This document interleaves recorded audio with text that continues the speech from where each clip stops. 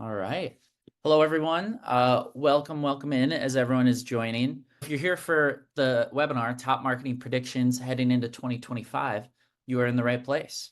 So my name is Scott Strand from MarketerHire.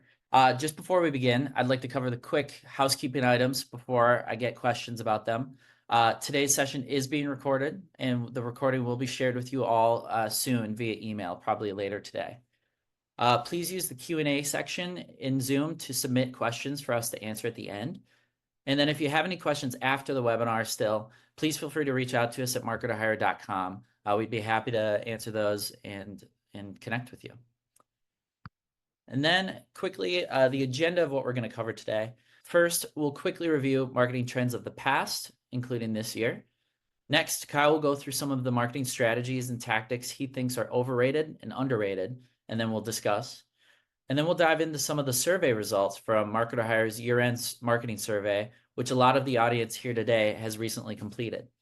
And then finally, we'll turn it over to Kyle to explain his 2025 marketing trend predictions. So exciting stuff. With that, I want to introduce Kyle here. Currently serves as the CMO at Jellyfish, which provides engineering management solutions. I'll let him talk more about that. But before Jellyfish, Kyle helped to build a company called Lessonly before it was acquired by Seismic. He also has led teams at OpenView, Salesforce, and ExactTarget, and has been a strategic advisor for many SaaS companies. So thank you very much for joining us today, Kyle. Would you like to take a moment to introduce yourself?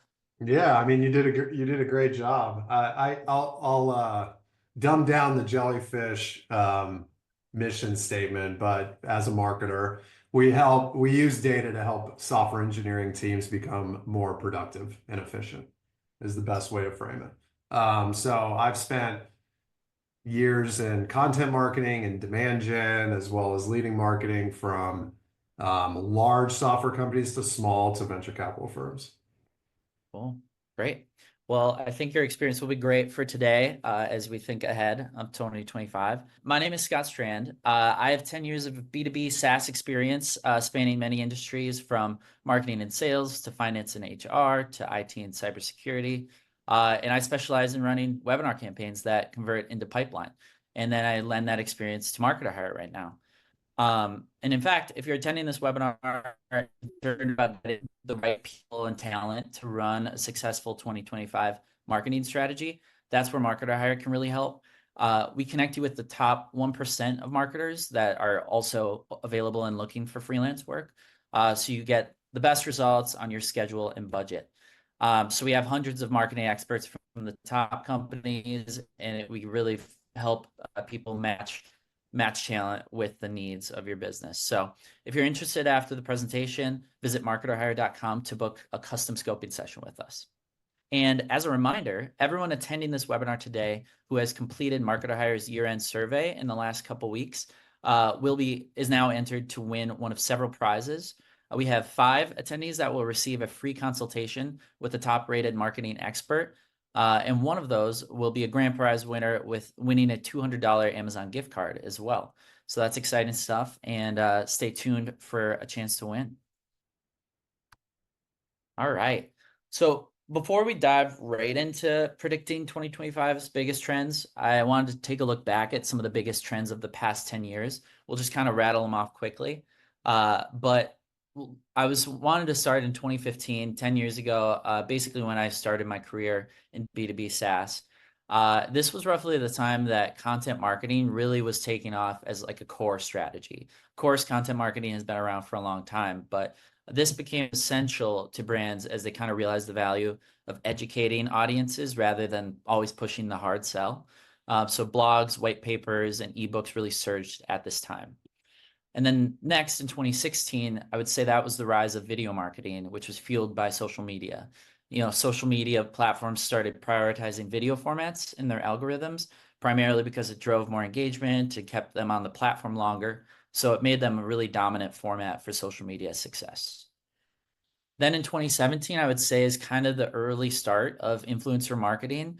It became quite popular that year as brands started recognizing the value of partnering with individuals that were trusted, that could kind of help them expand their reach and engage their audience better. In 2018, we saw the rise of chatbots in conversational marketing. I remember that with a lot of new tools coming out. That was kind of a new, cool way to drive real-time conversations with leads or customers and to improve like the user experience while guiding people through the funnel. Then 2019 was probably the birth of product-led growth, the movement behind PLG. And instead of gating like these products and services, companies started catering more to like the buyer preference, which was being able to see the product and try it out and see if it met their needs before committing to the sales cycle, which in turn kind of built buyer trust and helped shorten the sales cycle. Of course, 2020 was an interesting one. That was, of course, the year of virtual events where we had to take all of our investments in different in-person activities and really transform them to make gatherings virtual. So from webinars to fully virtual conferences, marketers really had to cling to digital platforms to continue to engage their audiences. In 2021, short form video really took off thanks to the rise of TikTok. This rise also influenced Instagram and YouTube to create reels and shorts, this made it way more prevalent for marketers to prioritize short form videos to engage people in a really quick, engaging way. 2022 saw the rise of the creator economy and UGC, user-generated content. Again, this is somewhat related to the early start of influencer marketing, where it became, as people became more wary of brands advertising, they partnered with everyday users and micro influencers to kind of produce this more personal or authentic content that really worked with audiences. And then 2023 saw an uptick in community-led growth in brand-owned communities. As traditional channels like social media became more unpredictable with algorithm changes, and then as paid ad channels became more expensive, brands started seeing like a benefit of owning an audience, having a private audience that they could build out and influence, and then continue to engage in a more reliable, consistent, cost-effective way.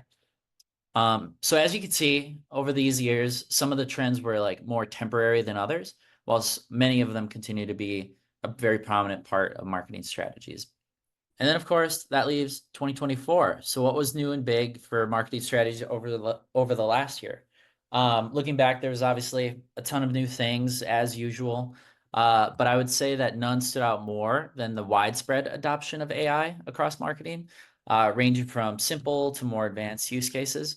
Of course, AI started a few years earlier than just this year, but I would say that like the big advancements in tools like ChatGPT and Midjourney and others really like brought AI mainstream this year, and enabled marketers to produce like higher and higher quality content, ad copy, personalized emails, and even videos. But more than that, many existing marketing technologies are like just catching up to add AI capabilities within their products. So like, and many more are continuing to plan more and more AI powered features. So like a good example of this, I think, is HubSpot. This year I was at Inbound and they announced adding AI agents to their platform, as well as several AI capabilities like kind of seamlessly embedded into the platform.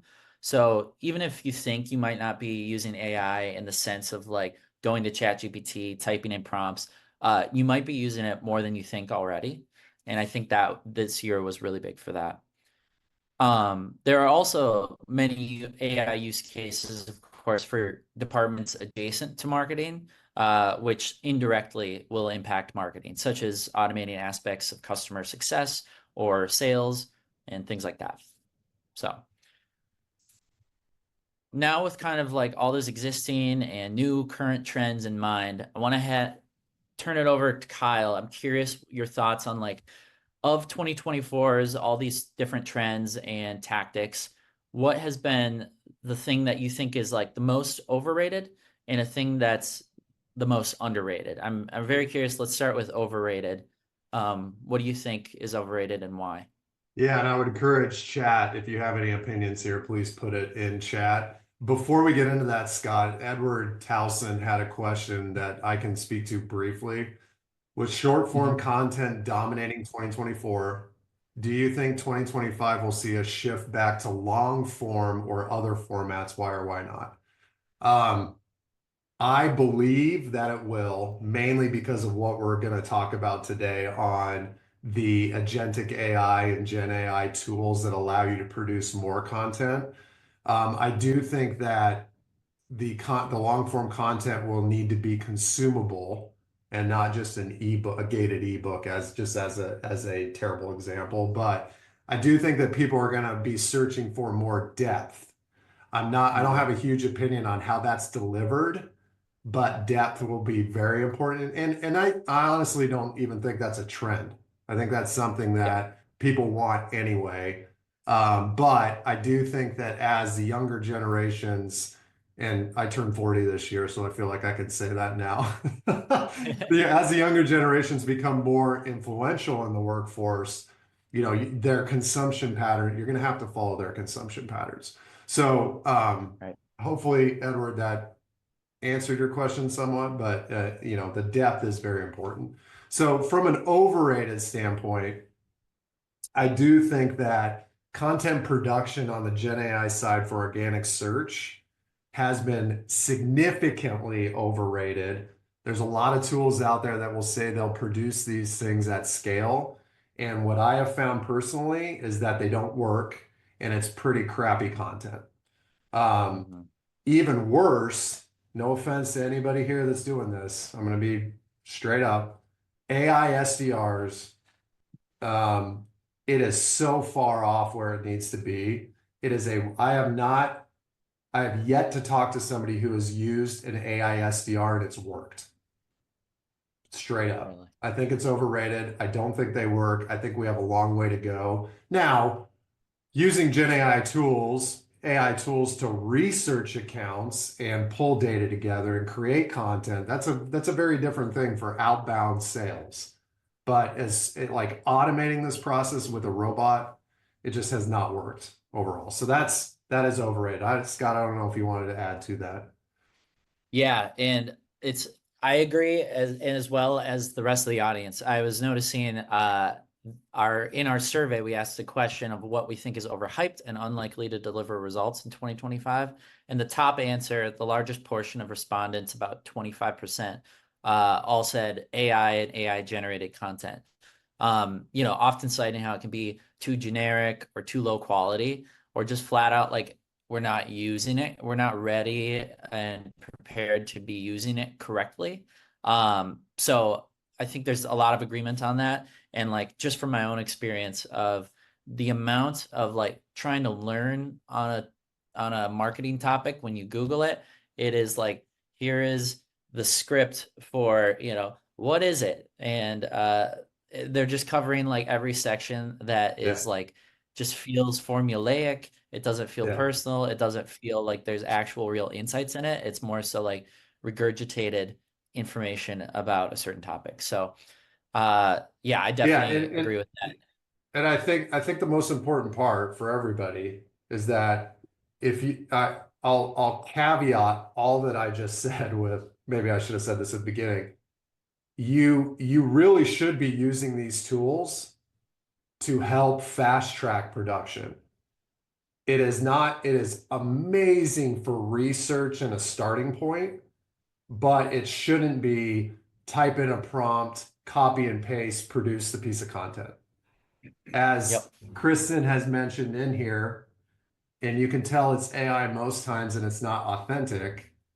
It's so true, but that should not keep you from using it to like 10x the stuff you were doing before you actually produce the content. I use it daily for this stuff. Yeah. Yep. Yeah, I So that definitely kind use it of, as well. go I, ahead. I was gonna say definitely use it, but you also I find myself needing to heavily edit still, but it's great for, that first step, big to add that more depth. Like you were saying, I think there will be an increase in like content that has that depth and authenticity, that will start to have more and more demand as it kind of gets flooded out with the low quality content. Yeah, and that leads us to the underrated part, which is Yes. I probably could have titled this a little bit differently because community led has a ton of different connotations, but for me The authenticity comes from your customer, comes from your prospect, comes from who you're selling to, and that is underrated. I don't think we spend enough time as marketers taking the voice of the customer and putting it into the market. And I put G2 on here because I think G2 is a great place to go and fuel that type of voice of the customer. There's also user evidence. There's a lot of different tools to use to kind of get that out. Um, but it's how do you include your customer in your content? I don't care how you do it. It should be coming from them, not from you, as much as you possibly can. And I definitely think we've been underrating that for years. Hmm. Like Yep. this is not a trend. It's better coming from the people that are buying from you. They're your best salesperson. Yep.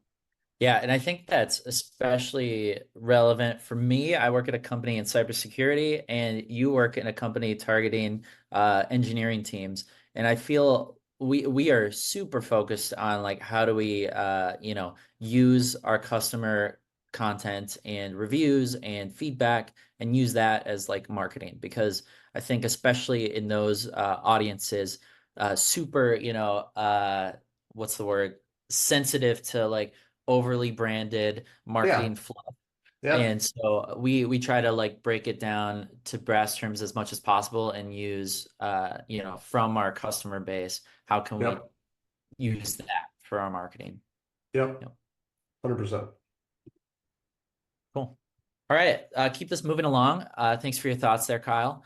Now I want to turn it over to our audience, really, and more so, I will be showcasing some of the results of Marketer Hire's 2024 year-end marketing survey. It was really interesting insights. This just closed up yesterday, so I've been analyzing a lot of the results and gonna just pull out some of the main insights here. But we had over 70 people complete the survey, many on the call with us today, and so we'll kind of look at what the general public is thinking about many different things. First up, specifically focused on marketing strategy and tactics and what we're thinking about going into 2025. So the first question here asks, what marketing channels and strategies do you plan to increase your investment in 2025? And just highlighting some of the most popular channels seem to include content marketing at 57%, paid search ads, Google, Bing, 56%, paid social ads at 52%, email marketing at 51%, and then we had organic social and organic search efforts tied at 46% of the market of respondents wanting to invest more in. So that makes a lot of sense. It's a lot of channels for growth. We're also talking about content marketing here a lot, so that's still very much a priority for people. There are very few marketers planning to invest more in a few areas. For example, only 33% are planning to increase investment in influencer marketing, and similarly, only 34% in community marketing. Of course, like you said, Kyle, many definitions of what that exactly means. But from there, it really drops off to a couple of the advertising methods. Only 6% are planning to increase out-of-home advertising, and only 3% are planning on CTV or connected TV advertising. Very related question. And like I mentioned before, we asked, what marketing trend do we think is overhyped and unlikely to deliver results? Interesting, as I mentioned, the top answer here was AI and AI generated content. But right behind it was also influencer marketing. Most of these comments were mentioning that campaigns were too generic or gimmicky to really be effective. And to quote one respondent who put it really well, although influencers can foster trust, the market is oversaturated with many companies investing in producers who have low interaction rates or audiences that aren't a good fit. I feel like that's really true. It was like, a trend that did get oversaturated to an extent, and maybe people aren't really investing the time and thought and strategy into doing it right. And then the remaining responses tended to highlight new advertising channels like CTV, TikTok, and metaverse advertising, as well as some of the OG channels, but losing OG like ad channels losing effectiveness. So like LinkedIn, Facebook ads, and podcasts. So overall, these results kind of suggested that respondents, one, prefer quality content over quantity. I think that's felt by a lot of people, like we've been mentioning. And then two, are skeptical towards new channels and technology that are still hard to measure and attribute results to. One respondent summed it up nicely. Following the newest trend doesn't work unless there's a solid strategy tied to results that actually help your business. And I think that's very true. It's easy to look at a trend and be like, oh, I need to change what I was doing to make sure I'm doing that, stay up to date with everything. But it's not always the trend that will work best for your business. So that's important to keep that in mind. Uh, Next, oops, we had almost the same question, but focused really on marketing technology. So this is where AI comes in heavily. What type of marketing technologies do you plan to increase your investment in 2025? And without much surprise for myself, the top answer was AI-powered tools. So ChatGPT Plus, Midjourney for design, Copy.io for niche copywriting, things like that. 64% of respondents are planning to increase investment there. Next most popular on the list was design tools such as Canva and Figma. And then another hot category was automation tools such as Clay or Zapier, with 37% of respondents planning more investment. Conversely, with some technology categories are not going to see as much investment. For example, only 24% are planning investments to chatbots. So those are, I feel like that has cooled off a little bit in the past years since it really peaked in around the 2019 timeline. Similarly, some point solutions related to content like Path Factory or Goldcast don't seem like a priority for most, also at 24%. Then only 21% plan to further invest in direct mail tools like Sendoso or Postal. And finally, interactive demo tools like Novatic and Arcade are not very high on marketers' wish list in 2025, with only 10% planning to invest more here. Of course, we are not seeing how much people are planning to decrease investment in these. This is only increased investment. But Kyle, again, any thoughts on this? As a current CMO, handling the budget for marketing technology at Jellyfish, does this kind of align with your own thoughts about around marketing technology? Yeah, for the most part. I'll preface this by saying I'm an advisor to Novatic, but I think interactive demos, if you have a sales-led motion, are Mm, extremely important to education. They're so easy to set up, and it gives a prospect the ability to at least learn about your solution and test it before you before you have to demo something. I mean, it is a huge tool for us. I mean, yeah. I say that as, I mean, we kind of, I don't know if I posted it in chat, but influencer marketing is great if you're the actual customer and you love it. Novatic's a great tool. So I was surprised because it's a great educational tool. Outside of that, the rest of the stuff did not surprise me. I'm hoping that B2B CRM actually means that they want to increase their investment in their CRM and not that they don't have one. Yeah. That's right. Yep. Yep.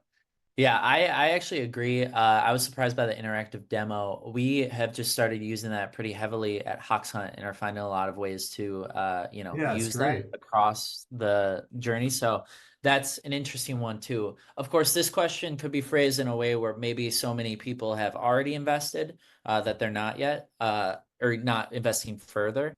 But yeah, it was interesting to see.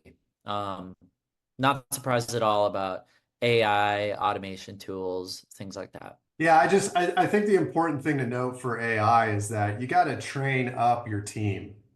You can't just buy the tool and say, hey, we have Yep. ChatGPT, we're Gen AI. You've got to enable them to use it appropriately. You have to, Right. or it's just Yep. not going to work. Yep. Exactly. Cool. Moving on to part two of the survey, we were really interested, all these increased investments across different marketing channels and technologies. We were really curious how marketers are planning to have the resources to execute on all this and keep growing in the new year. So we wanted to ask about some headcount and hiring decisions. First, very simply, we want to see if people are planning to increase their, grow their team's headcount in 2025 at all. And you can see from the chart that the vast majority, or 53%, are planning to keep headcount right around the same. I think that makes sense, unless are in a particular point at your company where you're growing hugely or, growing substantially or decreasing substantially. Those are the more rare cases. But outside of the people keeping it the same, we definitely see, it's trending toward people are looking to increase their headcount with an average score of about 3.5 out of 5. So. Then, out of curiosity, we were really curious to hear if fractional talent or freelancers plays a part in this future headcount that people have planned.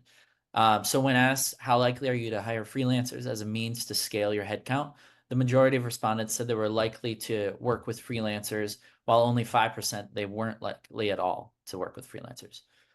So this is interesting. I think it makes a lot of sense that modern marketing teams would consider working with fractional talent. It allows teams to manage their workload without committing to a full-time expensive hire. And as the world of fractional talent grows, kind of that economy of the freelancer, it's also easier than ever to kind of find that top talent and then make it work on a flexible budget and schedule. So yeah. But I want to get to the main part of the presentation where I forced Kyle to make some predictions about 2025 and what we'll see. Attendees have already asked a lot of great questions about, like what channels will grow and which will fall, which technologies will be adopted heavily in 2025, and a bunch more. But I'd love to turn it over to you just as, an experienced CMO and leader. What are your biggest predictions for 2025, and why do you think they'll happen? Yeah, before you go to the first one, Mhm. I've done a lot of preface or caveats today for some reason. Maybe it's just because it's Yeah. towards the end of the week and it's almost a holiday, but Yeah. I want to be very clear that the foundational things that you should be doing are still the trends. Organic search, efficient paid advertising, tracking brand, engagement across multiple channels. All those things that are fundamental have not changed. One of my top spends is still organic search. Doesn't matter what's popping up and all the trendy technology that we have now. I think that the difference with something like Gen AI tools is that it's more than just a trend. It's actually fundamentally changing the way we work, which I think is a really interesting discussion in general, which we're having today. For the most part, it's going to take a lot longer than, a 45 to 60-minute webinar to like break through that stuff. But, I think we as marketers and whoever else is on, technology, white collar type work is definitely going to be transformed because of these tools. So the first one is something that is most transformative for me personally, which is Gen AI for content production. I use, let's see, I guess I can say I have a Gen AI stack now, which is Yeah. kind of odd to say, but I use Claude, I use ChatGPT, and I use Perplexity. Claude is more for writing. ChatGPT is kind of research slash initial production of outlines. And then Perplexity is a replacement for Google search. But I use ChatGPT, I use all these tools daily. And I think that it is very, very important to use them as a supplement to get things done in a faster way. As we talked about earlier, it does not mean that you are using them to produce the whole thing, right? I mean, I think that you have to edit, you have to make sure that it doesn't sound like a robot, and it shouldn't. You have to include things that's more human and personalized. But systems like Claude are really, really good at, if you spend the time and energy to build out the projects and the different tools, your tone and voice. I mean, it's pretty good at your tone and voice for what it's worth. You got to spend a little bit of time building out the files that it reads. And I'm not a technical person at all. So I could say RAG, but I really have no idea what that means. So if you want, you can go watch much smarter people that are on YouTube and everywhere else that talk about this thing. But if you are not using at least ChatGPT to build outlines and to do initial research, you are missing out on a massive productivity hack. Now, another caveat is to say, if you're doing the research and you have stats that you're pulling from ChatGPT, just make sure you double check the sources. That thing hallucinates. They call it hallucination. It means it will make up a stat. It will give you an actual link to like Harvard, and you'll go there, and the stat's nowhere to be found in the content. Okay, Yep. so I want to be very clear that that is that is something you need to keep in mind. So it also allows you for hyper personalization. Think about if you are a sales rep or you have a bunch of sales reps and they're calling into companies, you can use these tools to do the research up front and to detail out specific things that might be interesting to your use case or pain points you're trying to solve. And there is so much content out there teaching you how to do this. You just need to spend a little bit of time. And if you were following chat, I put two names in the chat for Jennifer Bailey. Liza Adams and Ryan Staley are two people that I talk to that are kind of at the forefront of like working on this stuff for marketing leaders. Okay, number two. All right, we're going back to community. But I wanted to make sure I'm not talking about community-led growth because that was kind of a weird trend that happened. I don't know if it was this year or last year, which I couldn't quite put my finger on what people meant when they were saying it. I think it was like, hey, go join, build a Discord community to like drive growth, as an example. And I'm not talking about that. I'm not talking about you going out and starting a pavilion or a Rev Genius or any other Slack community you're in, or, Chief is another example. I'm talking about how do you make sure that you're building the right strategy around your customers influencing the communities that they're in. Because the reality is that if I'm going to go buy a piece of software, where's the first place I go?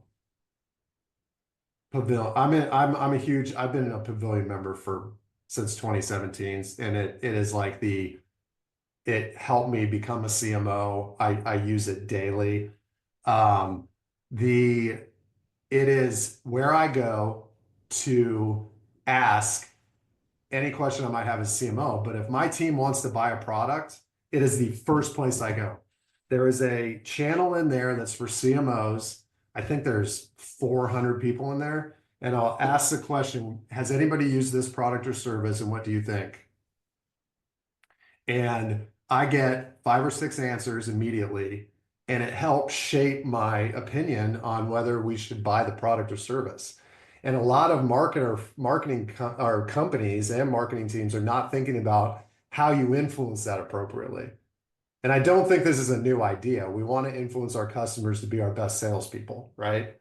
But we're not talking about how do we make sure we're constantly thinking about that, because the more process you build around that, the more proactive it is instead of being reactive. So very, very important. But before we go to 3, I want to reiterate this. That does not mean you go build a community.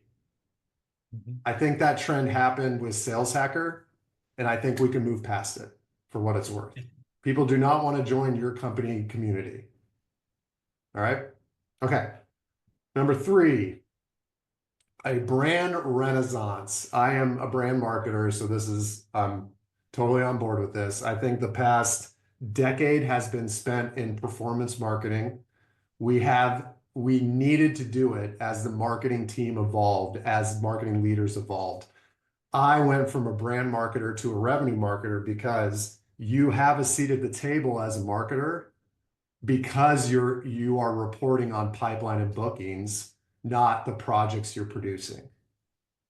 Okay. Now, the issue with that is that if you spend too much time talking about performance, you lose the importance of why brand is the rising tide that lifts all ships, right? So it is a huge thing, the story that you're telling, the way you're showing the brand, what the customers are saying about you is going to be even more important as all of your competitors are using Gen AI tools to produce more content than you. Okay, so I put this quote on here from Rory Sutherland. If you have his book, Alchemy, I highly recommend it. But it is much easier to be fired for being illogical than it is for being unimaginative. The fatal issue is that logic always gets you to the exact same place as your competitors. Creativity will win in a Gen AI world, whether you're using Gen AI or not. All right. So, brand marketers, rejoice. You're coming back.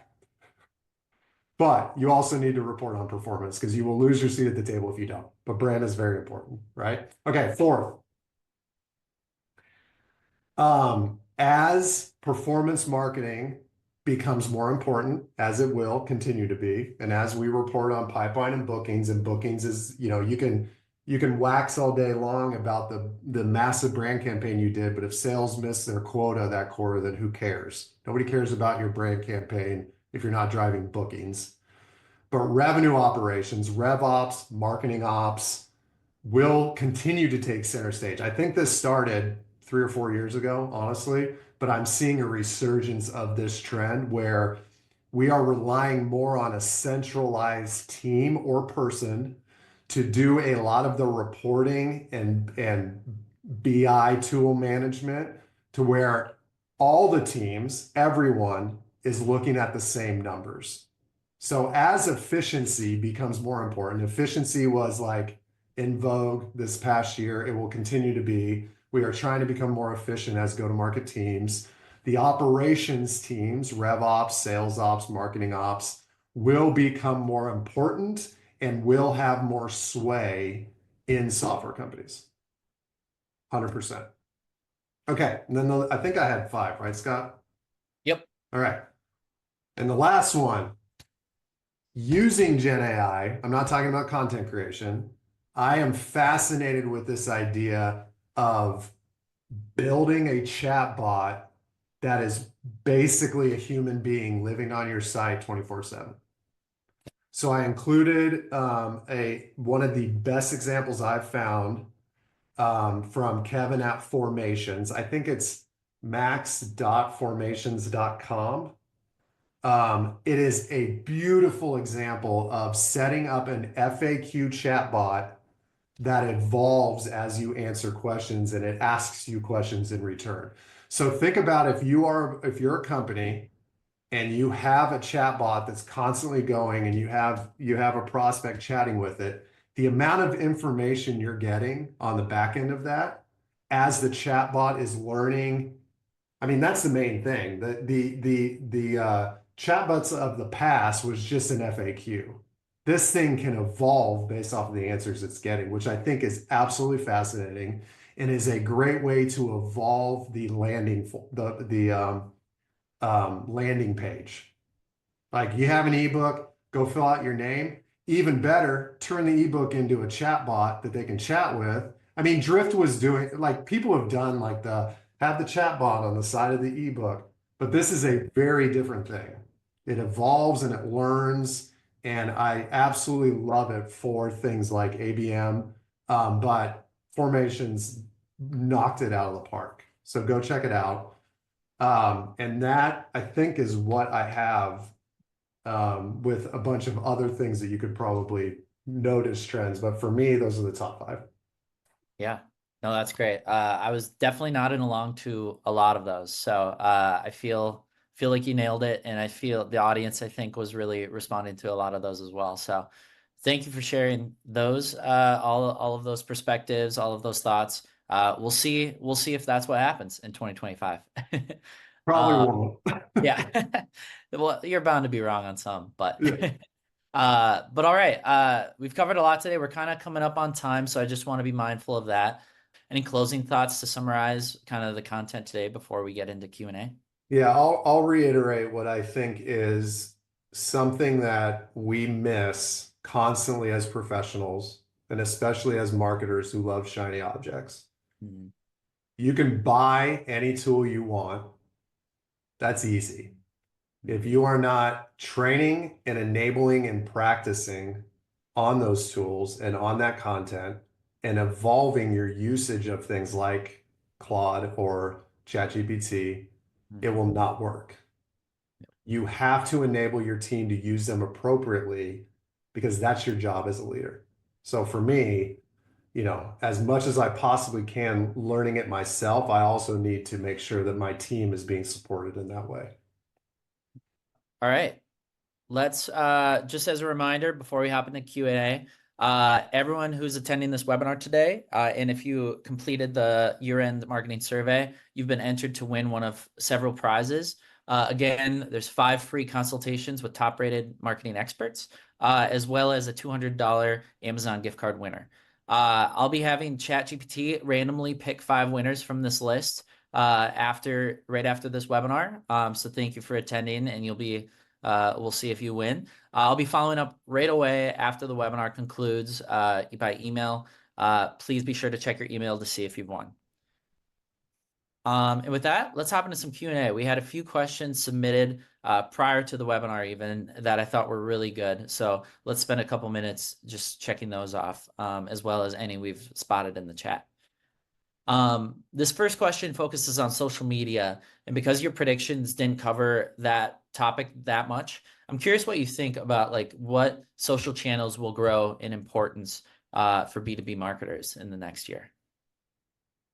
I always find these questions fascinating because it hasn't really changed for the last decade, right? Yeah, And we're talking 12 months, right? yeah, If the question is in relation to where we think our customers will be showing up, who cares about what trend? Go ask your customer. Where are they showing up? Where do they spend time? That's the best way to figure out what we think are going to grow. yeah, I think LinkedIn will still be important, hmm right? But it depends on who you sell. Like if I sold software to trucking companies, it's probably not LinkedIn. yeah. It might be TikTok. Who do I mean, I don't know. Maybe there's a dark funnel social group of truckers, which I guarantee you there is, right? But Mhm. no, I think you got to ask your customer, you got to track your customer. Yep, it kind of goes to back to the idea of like following the trend is not always the right decision for your business. It's like, Well, and it's not yeah, established, right? Like yeah, I could say blue sky. I don't have a clue. Who knows? exactly, yeah. All right, so this one I'm interested in. How important are events, trade shows, and other like face-to-face, in-person marketing activities in 2025? Obviously, this has had a lot of change over the last 4 or 5 years with COVID, but in your opinion, are those more important next year? We've actually found that people are hungry for it. Hmm. And I think the most important note is to make sure that if you're going to do a event and it's not like a dinner, make sure you have a hybrid element to it. Make Yep. sure you are streaming some of it, right? So that people that can't attend will get the benefit of the content. But for me, I will never, I don't care what tool is out there. I mean, the pandemic kind of offset this a little bit. People Mhm. want to be surprised and delighted, and they want an experience. Yep. So if we're talking, when you say face-to-face marketing activities and you're putting a dinner together with prospects where you talk at them for 30 minutes, then Mhm. no, that's not surprising and delighting people. That is not creating an experience. And Mhm. as marketers, our job is to create meaningful experiences. I don't care if it's online or offline. And I Yep. think where events and trade shows and face-to-face activities fail is when you don't do that. Yep.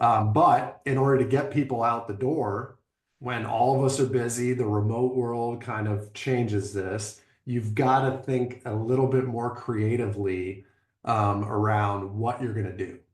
So yeah, it is. We invest heavily in events. Like it's something that moves the needle for us. But again, it's very much dependent on your business and who you're selling to. Yep. One question from the chat I want to call out. How are you viewing newsletters in regards to lead gen engagement? Like Jeremy mentions, Kyle, since starting yours, have you seen any movement of increased traffic, or is it still too early to track? I've known Jeremy. If is this the Jeremy Hazen I've known since like ever ago? Yeah. I think we grew up together. Hey Jeremy. Um, my personal newsletter, Revenue Diaries, doesn't really lead to anything, right? I do it to get crap out of my head and to Hmm. keep me writing and learning. Um, we launched a LinkedIn newsletter for Jellyfish that has helped in driving referral traffic, but I Hmm. still think it's too early. So I mean, I was selling email newsletters and email software in 2012. And it's Yep. hilarious how these things just come back around and Yep. are even more important. And yeah, Yeah. I do think that if you have the ability to create something that is, but again, it has to be meaningful. It has to be of quality, and that has not changed the past 1,000 years we've been doing marketing. Right. Yep. All right, we'll wrap up since we're getting low on time.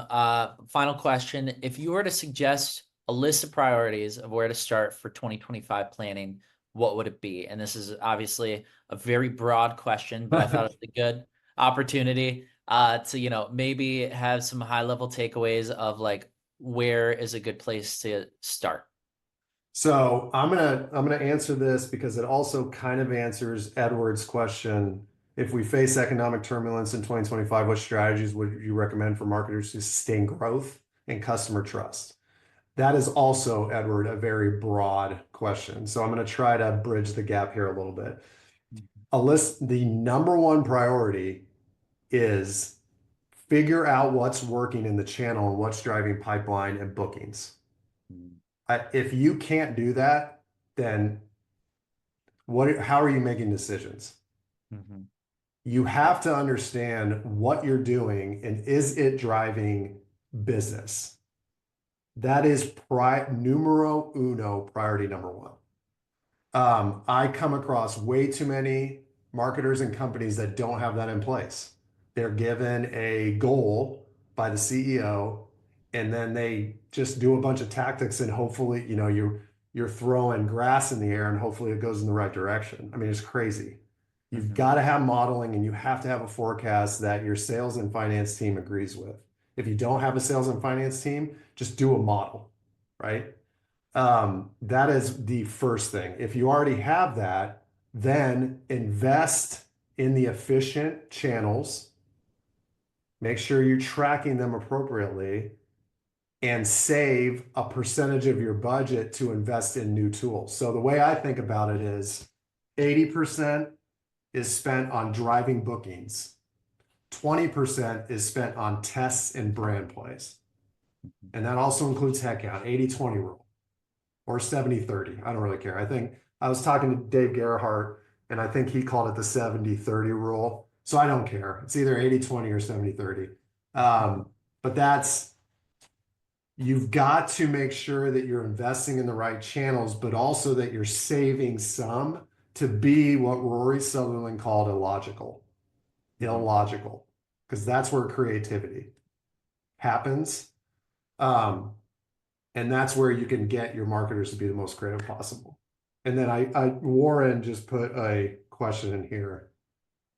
We're gearing up to do some heavy influencer marketing. And as I'm talking to different PR companies, influencer marketing companies, I'm fairly blown away by their costs. Surprisingly, Mm-hmm. not surprising that you're blown away, Warren, just to be clear. Surprising that they're so expensive, which is actually not a surprise. Is that at all justified, or are we being lazy by not putting the efforts in ourselves to find and hire ideal influencers? Well, that is quite the question. I do think that if you have the ability to set aside money to pay 5 to 10 of your best customers to be influencers, I think that's a much better spend than trying to build a referral program. Like refer us and you get $1,000. I've just never seen that work. I would much rather pay a a customer $1,000 to be an influencer, right? Um, I don't think, Warren, it really depends on the size and scope of your company. Like if you have thousands of customers and you have a budget of 20 million, then maybe you should test it.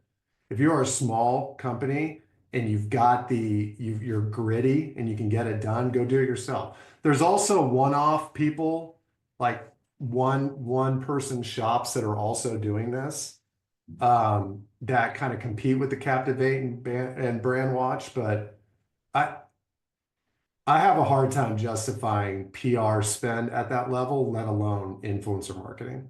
But if I was a D2C brand that wanted to get TikTok influencers to sell my face cream, I probably would hire somebody like that. It really depends on your business. Yeah. Awesome. Well, we are coming up on time, so I think we'll probably close questions. Thank you, everyone, for listening and asking great questions. Of course, yes, definitely, it always comes back to it depends. It always depends. But There's so always different answers, always. Yep. Yep.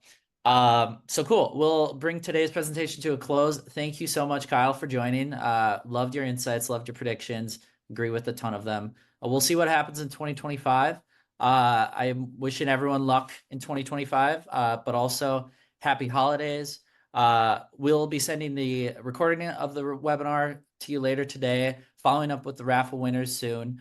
Thanks everyone for joining and attending, and we'll see you on the next one. Thanks, everybody. Yep. Thank you.